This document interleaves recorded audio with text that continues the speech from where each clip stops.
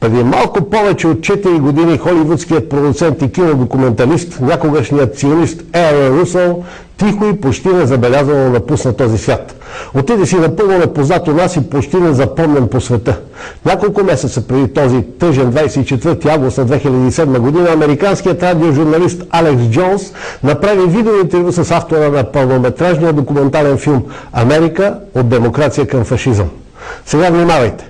Предлагам ви отказ от това интервю, в което ще стане дума за неща, свързани с сегашното състояние на света, на икономиката, по планетата, на интернационалните финансисти, на тези, които ръководят съдбините на човечеството. Разбира се, ще стане дума и за атентатите в САЩ от 11 септември 2001 година. Моля ви, гледайте и слушайте внимателно и отворете съзнанието си за истината, а не за пропагандата, с която тайната световна власт ви залива от така наречените основни медии. Еърън Русоу използва за мото в своя документален филм «Америка от демокрация към фашизъм» мисълта на Джордж Оруел да се говори истината във времена на всеобща измама е революция. Съставяйки от творба, нейният автор подписа собствената си смъртна присъда. Той бе наясно, че тя ще му бъде издадена от тайния световен елит. Финансовият интернационал, наречен братството, не прощава никому. Прозрал тази истина, малко преди да отиде в по-добрия свят, Еърън Русоу се съгласи да разговаря с Алекс Джонс, собственик на електронната медия Prison Planet, планетата затвор. Още веднъж ви моля, внимавайте.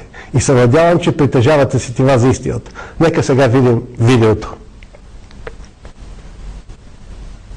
So I had a friend, Nick Rockefeller, okay, who was one of the Rockefeller family, and he, when I was running for governor in Nevada, he came to me, introduced himself to me through an attorney, and we became friends. We started talking about things, and I learned an awful lot from Mr. Rockefeller.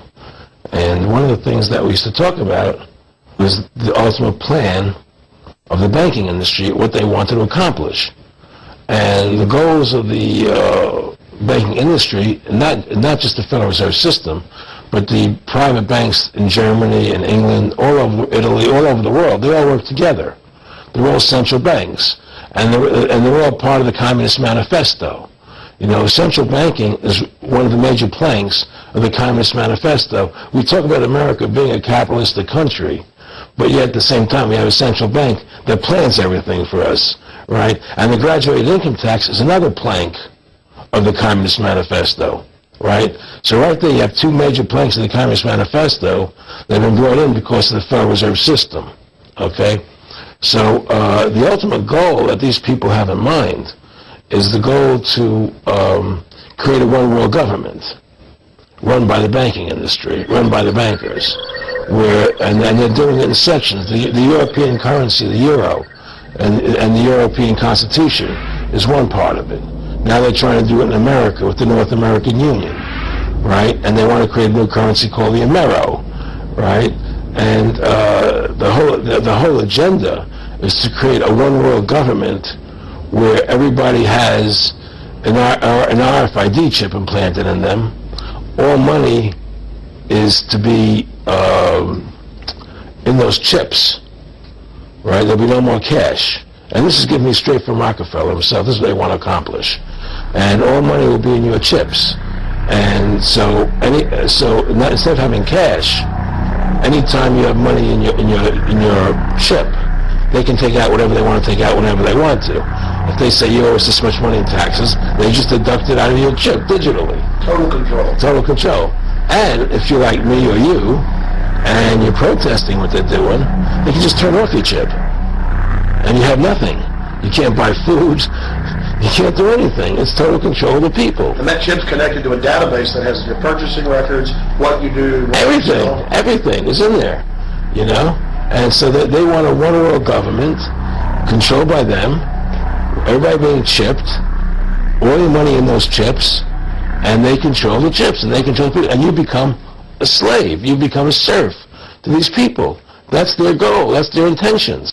More than a decade ago, I began getting secret government documents, and we published them, where the feds were training the local police and the military that gun owners, conservatives, people that made frequent references to the U.S. Constitution were terrorists. That's a quote. But in 2009, it broke into the national media when we received the secret MIAC report from a state police officer, and that was in the state of Missouri, but the feds had written it, demonizing Ron Paul, people that wanted to end the Federal Reserve, people that wanted liberty and freedom. And now more secret reports have been released, like the Department of Homeland Security report, which the feds admit they wrote, that says returning veterans are the #1 terror threat in America, that gun owners are part of that #1 threat, that people buying ammo are the #1 threat. Think about this. You have these private bankers overthrowing the United States, and they're secretly training the police that gun owners and patriots and veterans are the #1 threat. So they're saying the American people that follow the Constitution and Bill of Rights that will actually stand up against this tyranny are terrorists, because they are the terrorists. They are the criminals coming in with a corporate takeover, a hijacking of the nation. Eric, could you be specific about when you met Rockefeller, how it happened in these discussions? I met Rockefeller through a female attorney I knew who called me up one day and said, one of the Rockefellers would like to meet you. I had made a video called Mad as Hell, and he'd seen the video and wanted to meet me. I knew I was running for governor of Nevada. So sure, I'd love to meet him. And I met him, and I liked him, and he was a very, very smart man.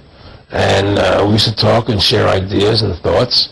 And he's the one who told me 11 months before 9/11 ever happened that there was going to be an event. Never told me what the event was going to be, but there was going to be an event, and out of that event, we were going to invade Afghanistan to run pipelines from the Caspian Sea.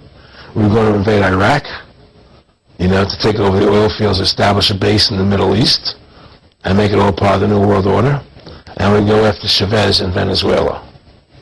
And sure enough, later 9/11 happened, and I remember he was telling me how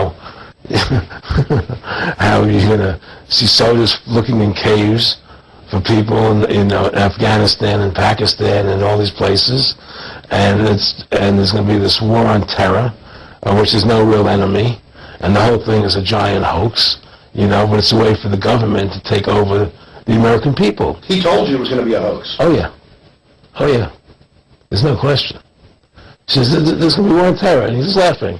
There's no who are we fighting? I mean, why do you think 9/11 happened, and then nothing's happened since then? Do you think that our security is so great here that these people who pulled off 9/11 who were able to can't knock down another plane? Come on, it's ridiculous. 9/11 was done by people in our own government and our own banking system to perpetuate the fear of the American people into subordinating themselves to anything the government wants them to do. That's what it's about, and to create this war, this endless war on terror. And that's why and that was the first lie. And the next lie was to go into Iraq, to get Saddam Hussein out with his weapons of mass destruction. That was the next lie. Now, specifically, this was a little over 6 years ago? This was 11 months before 9/11. Yeah. And Nick Rockefeller, he's a lawyer. He's become your friend over the previous years, and he's saying to you that there's going to be this big event, and then out of that we're going to have a war on terror, and it's just going to go on and on. Right. An endless war on terror without any real enemy. That you can never define a winner. And did he say that it's going to be perfect because you can't define an enemy and it just goes on? Yeah, because you can't define a winner. There's no winner zone to beat, so it goes on and on forever. And they can do whatever they want. They scare the hell out of the American public. Look, this whole war on terror is a fraud. It's a farce. It's very difficult to say it out loud because people are intimidated against saying it. Because if you say it, they want to make you into a nutcase. But the truth has to come out. That's why I'm doing this interview. The fact of the matter happens to be that the whole war on terror is a fraud. It's a farce. There's a war going on in Iraq because we invaded Iraq. And people over there fighting, But the war on terror, it's a joke, And until we discover what really happened on 9/11 and who was responsible for 9/11, because that's where the war on terror emanates from. That's where it comes from. It was 9/11 that allowed this war on terror to begin. And until we get to the bottom root of 9/11, the truth of 9/11, we'll never know. Как ви се струва? Разбира се, много от вас ще кажат, това са конспиративни теории. И нека, все пак предаването диагноза е насочено към онези интелигентни, мислещи, умни наши зрители, които също съставляват един скрит елит. Този елит си стои по домовете, но в него има заложен огромен потенциал и той може би ще бъде реализиран.